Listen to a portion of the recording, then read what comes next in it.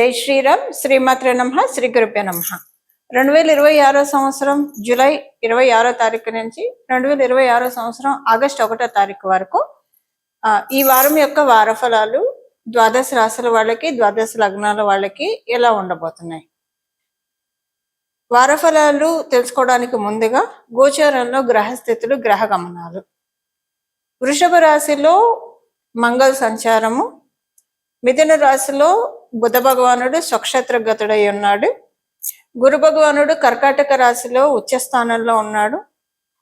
రవి కర్కాటక రాశిలో ఆయన రవిదేవుని సంచారం ఉంటుంది ఈ వారం అంతా కూడా.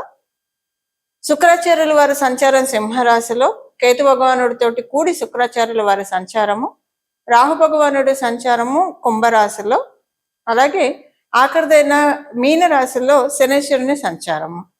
అన్ని రాశులను అతివేగంగా చుట్టూ వచ్చే ఏకైక గ్రహం చంద్ర భగవానుడు. ఈయన ఈ వారం మొత్తం కూడా వృశ్చిక రాశి మొదలుకొని కుంభరాశి వరకు ఆయన సంచారం ఉంటుంది, చంద్రుని సంచారం ఉంటుంది. అంటే వృశ్చిక రాశి, ధనుసు రాశి, మకర రాశి, కుంభరాశి, ఈ 4 రాశుల్లో చంద్రదేవుని సంచారం ఉంటుంది. ఈ గోచార గ్రహ స్థితుల్లో ఏదైనా స్పెషల్ విషయం ఏమన్నా ఉందా ఈ వారం, లేదా యూనిక్ గా అందరికీ అప్లికేబుల్ అయ్యే పాయింట్స్ ఏమన్నా ఉన్నాయా? మొదటి చూద్దాము. స్పెషల్ అంశం అంటే బుధ భగవానుడు వక్రగతిని వీడి సవ్యగతిలోకి రావడము స్పెషల్ అంశం. అలాగే ఆయన తన స్వక్షేత్రమైన మిథున రాశిలో సంచారం చేయడము, ఉచ్చ రాశిలో గురు భగవానుడి సంచారము, వీరిద్దరు ద్విధాదశాల్లో ఉండడము, ఇది ఒక స్పెషల్ సిగ్నిఫికెన్స్. దీనివల్ల బుధ భగవానుడు స్వక్షేత్ర గతుడై ఉండడం, అది మిథున రాశి అవ్వడం వల్ల ద్వాదశ రాశుల వాళ్ళకి, ద్వాదశ లగ్నాల వాళ్ళకి కూడా యూనిక్ గా కమ్యూనికేషన్స్ విషయాల్లో చాలా బాగా ఉంటుంది. ఒక రకంగా చెప్పాలంటే ఈ వారం అంతా కూడా ప్రతి ఒక్కళ్ళు ఇంకొకళ్ళు చెప్పిన దానితోటి ఏకీభవించే విధంగా గ్రహస్థితులు ఉన్నాయి. వీళ్ళు చెప్తే నేనెందుకు వినాలి, వీళ్ళు చెప్తే నేనెందుకు ఆమోదించాలి, అలా ఉండదు. వినదగున ఎవరు చెప్పినా అన్నట్లు వేమన గారు చెప్పినట్లు అలాగే ఉంటుంది ఈ వీక్ అంతా కూడా. ఒకళ్ళ అభిప్రాయాలకు ఒకళ్ళు విలువ ఇచ్చుకుంటూ, అందరికీ అప్లికేబిలిటీ ఇది ఇంట్లో అవ్వచ్చు, బయట అవ్వచ్చు. గౌరవ మర్యాదలు చాలా ఇచ్చిపుచ్చుకునే ట్రాన్సాక్షన్స్ చాలా ఉంటాయి. ప్రతి ఒక్కరు గౌరవ మర్యాదలు ఇచ్చిపుచ్చుకుంటారు. ఒక రకంగా చెప్పాలంటే చాలా సంస్కారవంతంగా ఈ వీక్ అంతా వెళ్తుంది. వాళ్ళ అవతల వాళ్ళు చెప్పిన దాంట్లో మనకి ఎవరికైనా ఇప్పుడు మామూలుగా మాట్లాడుకుంటూ ఉంటారు. ఏదైనా అవతల వాళ్ళు చెప్పిన దాంట్లో నచ్చకపోతే వెంటనే విభేదించకుండా చాలా స్మూత్గా ఇది నాకు ఇష్టం లేదు, ఇది నేను చేయను అని చెప్పగలుగుతారు. ఆ విధంగా గోచరంలో ఉన్న గ్రహస్థితులు ద్వాదశ రాశుల వాళ్ళకి, ద్వాదశ లగ్నాల వాళ్ళకి కూడా హెల్ప్ చేస్తూ ఉంది. అలాగే ప్రయాణాలు, ఏదైనా పనుల మీద ప్రయాణాలు డిలేస్ అవ్వకుండా ప్రయాణాలు చేయడానికి కూడా ఈ వారంలో ఉన్న గ్రహస్థితులు అనుకూలంగా ఉంది. మీలో ఎవరికైనా స్కిన్ రిలేటెడ్ ఇష్యూస్ ఉంటాయి, అంటే ఎలర్జీస్ కానివ్వండి, ఇలాంటివి ఏమన్నా ఉంటాయి, స్కిన్ ఎలర్జీస్ ఇలాంటివి ఏమన్నా ఉంటే అవి కమ్ డౌన్ అవుతాయి. ఇది అన్ని రాసుల వాళ్ళకి ఇప్పటిదాకా నేను చెప్పింది అప్లికేబిలిటీ ఉంటుంది, యూనిక్గా అప్లికేబిలిటీ ఉంటుంది. అలాగే డస్ట్ ఎలర్జీస్ ఇవేమైనా వీటితో మీరు సఫర్ అవుతూ ఉంటే అవన్నీ కూడా కమ్ డౌన్ అవుతాయి ఈ వారము. నరాల బలహీనత ఉన్న వాళ్ళు ప్రత్యేకించి ఈ వారము దానికి సంబంధించిన ఫుడ్, నరాన్ని స్ట్రెంథెన్ చేసే సంబంధించిన ఫుడ్ తీసుకుంటే కనుక తీసుకున్న ఫుడ్ మన ఒంటికి పట్టి నరాలు పటిష్టంగా అవ్వడానికి అవకాశం చాలా ఎక్కువగా ఉంది ఈ వారం ఉన్న గోచార గ్రహస్థితుల రీత్యా. సో నరాలు పటిష్టంగా అయ్యే ఫుడ్ ఒకటి తీసుకోవడానికి అందరూ ప్రయత్నిస్తే కనుక ఇలాంటి ప్రాబ్లమ్స్ ఏమైనా ఉంటే సెట్ అవుతుంది. అలాగే కొంతమంది స్పీచ్ రిలేటెడ్ ఇష్యూస్ ఎదుర్కొంటూ ఉంటారు, వాళ్ళకి అది సెట్ అవుతుంది. ఈ వారము ఎవరైనా సంగీతం నేర్చుకోవాలన్న ఆసక్తి ఉన్న వాళ్ళు, మనకి సామవేదము మొత్తం కూడా సంగీతమే. సో సంగీతముని అభ్యసించాలి అన్న ఉత్సుకత ఉన్న వాళ్ళకి ఈ వారం చాలా బాగా ఉంటుంది. మంచి గురువు దొరుకుతారు. ఆ గురువు యొక్క అది ఆడ కావచ్చు, మగ కావచ్చు, పర్ఫెక్ట్గా చెప్తారు. అసలు ఇలాంటి వాళ్ళ దగ్గర అభ్యసిస్తే మనం షార్ప్ అవుతాము, షైన్ అవుతాము. ఎందుకంటే అందరికీ రెస్పెక్ట్ ఉంటుంది గురువులకి. వాళ్ళు చెప్పే సబ్జెక్టు మీద బట్ కొంతమంది ఉంటారు, వీళ్ళని మించి ఉంటారు. ఒక తపస్సులాగా చేస్తారు. రెస్పెక్ట్, నాట్ ఓన్లీ రెస్పెక్ట్, ఒక తపస్సులాగా చేస్తారు. వాళ్ళు ఏదైతే ప్రొఫెషన్ ఎంచుకుంటారో అది ఎస్పెషల్లీ గురుస్థానాల్లో ఉన్నవాళ్ళు. ఇది సంగీతం కావచ్చు, జ్యోతిష్యం కావచ్చు, లేదా ధర్మ ప్రచారం కావచ్చు. వాళ్ళు ఒక రెస్పెక్ట్ కంటే ఎక్కువ ఒక తపస్సులాగా చేస్తారు. అలాంటి వాళ్ళు మీకు దొరుకుతారు. ఎవరైనా సంగీతం నేర్చుకోవాలి అనంటే, సంగీతము, నాట్యము, లేదా వీణా వాయిద్యము, ఇలాంటివి ఏవైనా మనకి సంబ వీటికి సంబంధించి లలిత కళలకి సంబంధించింది ఏదైనా నేర్చుకోవాలని అనుకుంటే ఈ వారం అత్యద్భుతంగా ఉంటుంది. మీ జర్నీ చాలా బాగా సాగుతుంది. అలానే ఇప్పుడు కొంతమంది చూసే ఛాన్స్ ఉంది. అలా నేర్చుకోవాలనుకున్న వాళ్ళు దీనికి వెంటనే రిలేట్ అవుతారు ఈ పాయింట్కి. వెంటనే ఆల్రెడీ అభ్యసిస్తున్న వాళ్ళకి ఈ ఈ ఈ చాలా బాగుంది. ఆ ప్రొఫెషన్స్లో ఉన్న వాళ్ళకి, ఇప్పుడు నేను చెప్పిన లలిత కళల ప్రొఫెషన్లో ఉన్న వాళ్ళకి కూడా యూనిక్గా మీరు ఏ రాశి అన్నా అవ్వనండి, ఏ లగ్నం అన్నా అవ్వనండి, మీకు చాలా బాగా ఉంది ఈ వారము. ఇప్పుడు మనం విడివిడిగా ఏ రాశుల వాళ్ళకి, ఎలాంటి 12 రాశుల వాళ్ళకి ఎలాంటి ఫలితాలు ఉంటాయన్నది మనం ఇప్పుడు ఒక్కొక్కటిగా మాట్లాడుకుందాం. తులా రాశి, తులా లగ్నంలో పుట్టిన వాళ్ళకి, మీ తులారాశిలో పుట్టిన వాళ్ళకి ఈ వారం అంతా కూడా, ఈ వారాంతం మొత్తం కూడా ఒక రోజు చాలా బాగా అనిపిస్తుంది, ఇంకొక రోజు ఆ రోజు కంటే బాగా అనిపిస్తుంది. అంటే మొత్తం వారంలో మనం కౌంట్ చేసుకుంటే ఒక 1 డే తప్పించి మిగతా రోజులన్నీ బాగుంటాయి. ఆ వారంలో కూడా 3 రోజులు చాలా ఉత్సాహంగా ఉంటుంది, చాలా బాగా ఉంటుంది. ఒక రోజు బాగా డల్గా ఉంటారు, ఒకరోజు న్యూట్రల్గా ఉంటారు. మీకు అంటే ఉత్సాహం ఉండదు, డల్ ఉండదు, నార్మల్గా ఉంటుంది మీకు. కానీ మానసిక ప్రశాంతత ఎక్కువగా ఉంటుంది. ఒక్కరోజు డల్గా ఉంటారు అన్నా కదా, ఆ ఒక్కరోజు మినహాయిస్తే అది ఆ డేలో ఎప్పుడైనా, వీక్లో ఎప్పుడైనా జరగచ్చు, వీక్లో ఎప్పుడైనా రావచ్చు ఒక్కరోజు. కానీ అదొక్కటి మనం మినహాయిస్తే మిగతా రోజుల్లో మానసిక ప్రశాంతత ఎక్కువగా ఉంటుంది. ఇప్పుడు మానసిక ప్రశాంతత ఉంటుందంటే ఉద్యోగస్తులకు అనుకూలంగా ఉంటే ఇంట్లో బయట వాళ్ళకి మానసిక ప్రశాంతత ఉంటుంది.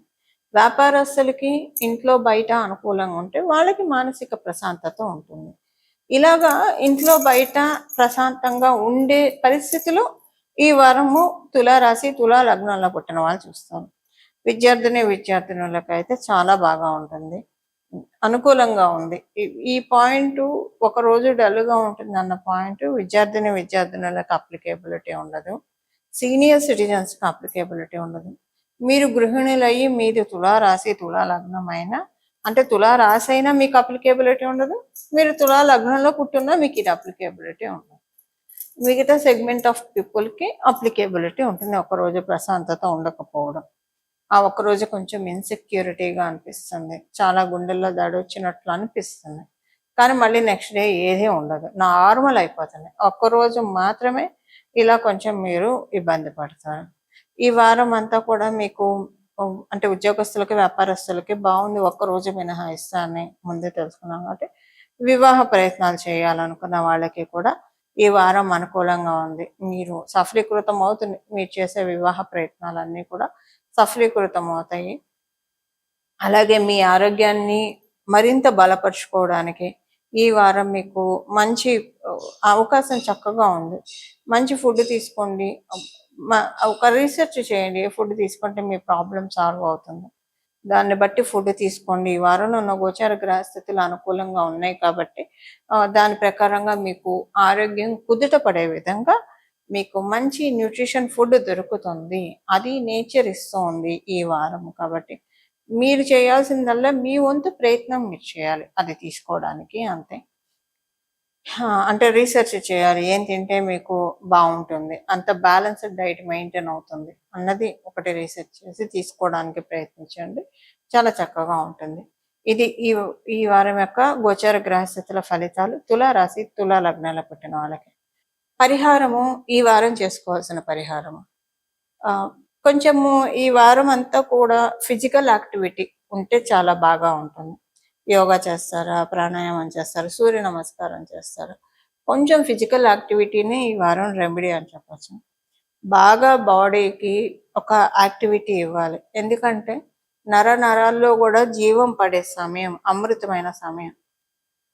బుధ భగవానుడు మిథున రాశిలో సవ్యగతిలో ఉన్నాడు. అదే సమయంలో గురు భగవానుడు తన ఉచ్చ క్షేత్రంలో ఉన్నాడు, దాని పక్క రాశిలోనే ఉన్నాడు. మిథున రాశి పక్కనే కర్కాటక రాశి. ప్రతి ఒక్కళ్ళు ఆరోగ్యం మీద దృష్టి పెట్టి ఆరోగ్యము బాగా సుస్థిరపరచుకోవడానికి, దృఢంగా చేసుకోవడానికి నేచర్ మనకు అందిస్తున్న సదావకాశం. ఈ సమయంలో దీనికంతా ప్రాక్టికల్ రెమెడీ. మీరు ఎంత సూర్య నమస్కారాలు చేస్తే అంత మంచిది. అలాగే ప్రాణాయామం ఇలాంటివి చేస్తే చాలా మంచి ఫలితాలని మీరు పొందుతారు. మీకు తెలుస్తుంది, చేసిన వెంటనే కూడా ఆ రోజంతా కూడా చాలా ఎనర్జెటిక్గా అనిపిస్తుంది.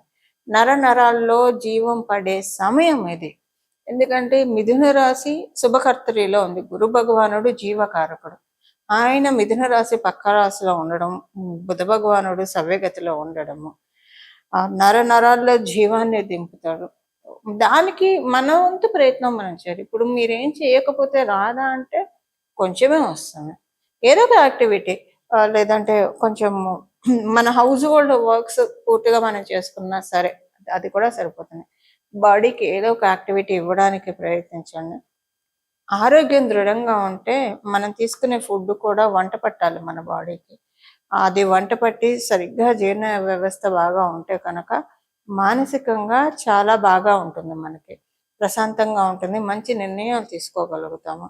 మానసికంగా ప్రశాంతంగా ఉండి మంచి నిర్ణయాలు తీసుకోగలిగితే ఈ నిర్ణయాలు మన భవిష్యత్తుకి బంగారు బాట అవుతాయి. ఎప్పుడైతే మనం సరైన నిర్ణయాలు తీసుకుంటాం మన భవిష్యత్తు అంతా కూడా అనుకూలంగా ఉంటుంది. ఇవన్నీ ఒకదానికి, ఆరోగ్యము మానసిక ప్రశాంతత ఒకదానికొకటి ఇంటర్ రిలేటెడ్ అయి ఉంటాయి. కాబట్టి శారీరక ఆరోగ్యాన్ని పెంచుకొని తద్వారా దృఢంగా చేసుకొని తద్వారా మానసిక బలాన్ని పొందడానికి అత్యద్భుతమైన సమయము గోచారంలో. ఈ వారము గోచారంలో ఉన్న గ్రహస్థితులు కరుణిస్తున్నాయి. వీటిని క్యాప్చర్ చేసుకోవడానికి ప్రయత్నించండి.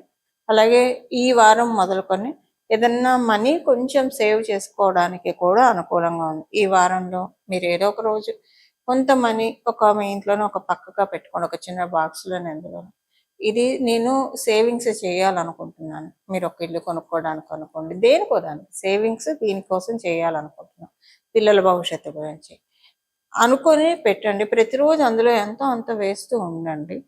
ఇది మీకు ఆగకుండా చేయగలుగుతారు. చేసే విధంగా ప్రకృతి మాత్రం మిమ్మల్ని కరుణిస్తుంది, మీకు ఇస్తూనే ఉంటుంది. అంటే ఏదో ఒక రకంగా మీరు ఆ డబ్బాలో వేయడానికి, ఎంతో కొంత వేయడానికి అవకాశం కలిగిస్తుంది. ఇంత వటుడింత అన్నట్టు ఇప్పుడు స్టార్ట్ చేసే ఈ సేవింగ్స్ మీరు చిన్న మొత్తంలో స్టార్ట్ చేసిన అది తర్వాత భవిష్యత్తులో రాబోయే 3 ఏళ్లలో 5 ఏళ్లలో పెద్ద మొత్తంలో అవ్వడానికి అవకాశాలు ఎక్కువ ఉన్నాయి. అంటే ఎలా వస్తాయి? ఇన్కమ్ సోర్సెస్ జనరేట్ అవుతాయి. ఇన్కమ్ సోర్సెస్ వల్ల మన ఖర్చుల్ని మించిన ఆదాయం మనం చేయగలిగితే, సంపాదించగలిగితే అప్పుడు మనకి సేవింగ్స్కి అవకాశం ఉంటుంది. అలా ఈ వారము గోచారంలో ఉన్న గ్రహస్థితులు దీవెనలు అందిస్తున్నాయి. కాబట్టి ఇది ఒక మేనిఫెస్టేషన్ అని కూడా అనుకోండి. ఈ వారం మొదలు పెడితే కనుక దీన్ని ముందుకు నడిపించే బాధ్యత ప్రకృతి మాత తీసుకుంటుంది. మనదేం లేదు, మనం జస్ట్ కర్తవ్యం వరకే మన వంతు, కాపాడటం పరమాత్మన వంతు, జగన్మాత వంతు. అది నిజంగా మీరు చూస్తారు. ఈ వారం నుంచి మొదలు పెట్టండి, చాలా బాగా ఉంటుంది.